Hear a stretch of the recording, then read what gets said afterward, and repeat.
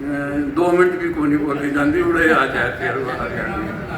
लिखना भी आपसे कहा जी, लिखी पसंद ही है। नहीं, मेरा मतलब कहने का है कि बनती है कुछ चीज़ें, जो फील्ड है वो कई बार अनुभव देता है, तो उसके हिसाब से फिर कुछ चीज़ें डेवलप होती हैं।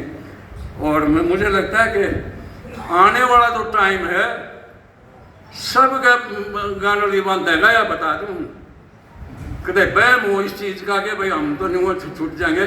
ये अलग बात है कि हरियाणा का नंबर नहीं आया उस तरह से जितना दूसरी स्टेट का आ गया, जो भी थोड़ा सा बोला चल भीतर कितना ईडी आ गई, कितना दूसरी वो FIR आ गई।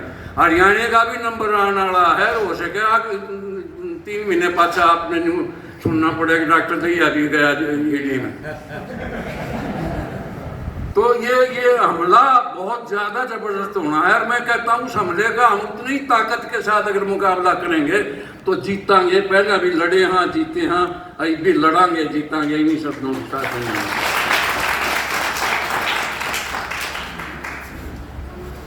सभी जानते कि डॉक्टर साहब रिटायर्ड सर्जन है, तो हिंदी और इंग्लिश दोनों पे समान पकड़ है। लेकिन जैसा कि जन अभियान के दौरान इनका संपर्क ज़्यादातर ग्रामीण क्षेत्र में रहा, तो वैसी बोली बोलनी पड़ी।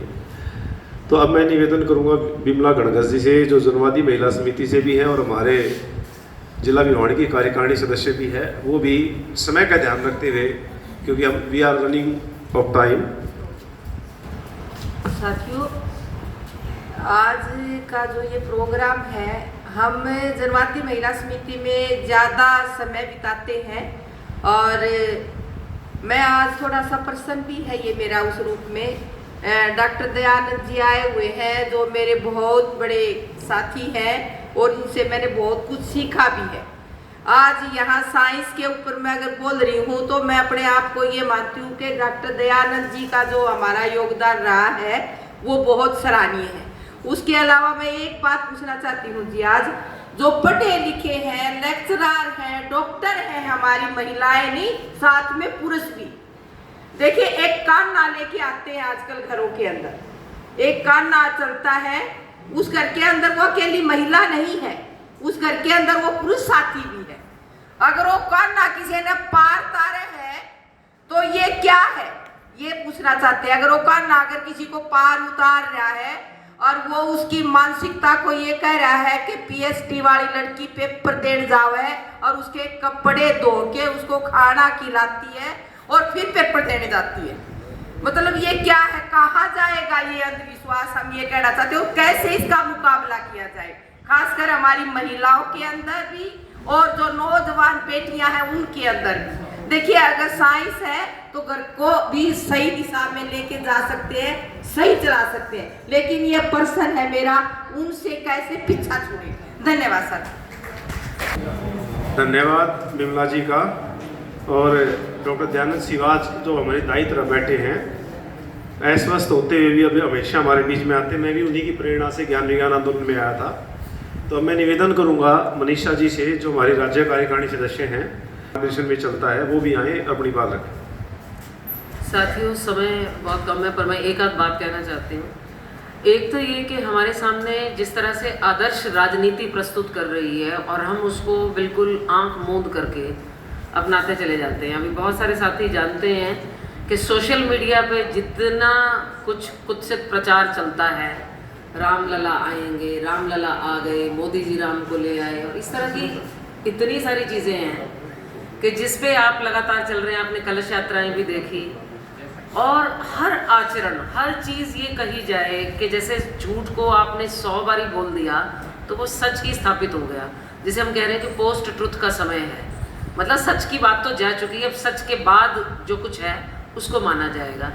तो ये इस समय पे राजनीति हमारे सामने जो आचरण प्रस्तुत कर रही है, हम में जिस तरह से आ रहे हैं, तो विज्ञान आंदोलन के कार्यकर्ताओं को ये बहुत ज़्यादा समझने की ज़रूरत है और हर समय चैलेंज करते रहने की ज़रूरत है कि उस पर क्या कहा जा रहा है, उसकी वास्तविकता क्या है, उसके ऊपर सवाल उठाएं और अंधभक्ति उस तरह की ना करें। मतलब हम ईश्वर की भक्ति का तो यहाँ पे खड़े होकर विरोध कर रहे हैं, लेकिन इस तरह की अंधभक्तियाँ हमारी अपनी सिर्फ उस ईश्वर की आस्था के अलावा भी बहुत सारी आस्थाएं हमारी हैं जिनके ऊपर सवाल किया जाना चाहिए।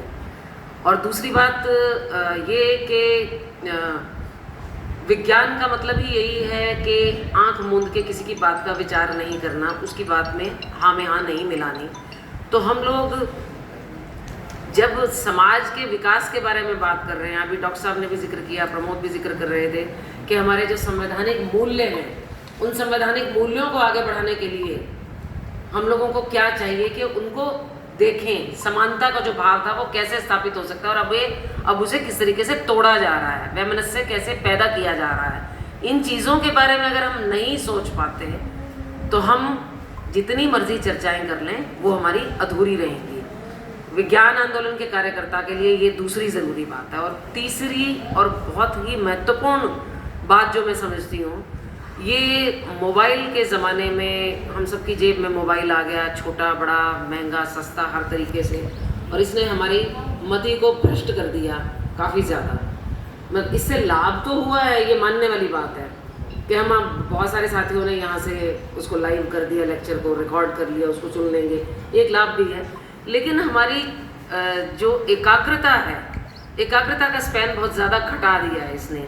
तो विज्ञान आंदोलन के कार्यकर्ताओं के लिए ये एक बहुत बड़ा चैलेंज है कि सोशल मीडिया से एक उचित दूरी बना करके रखें, एक बात। और दूसरी बात, पढ़ने की संस्कृति अगर हम नहीं विकसित करते हैं अपने अंदर, तो ये मान लें कि मैंने फेसबुक पे 50 वीडियो भी डाल दिए, उसका कोई फ़ायदा नहीं है। वो मेरे अंदर से होके कैसे गुजरेंगे जब मैंने उसके बारे में कोई विचार ही नहीं किया।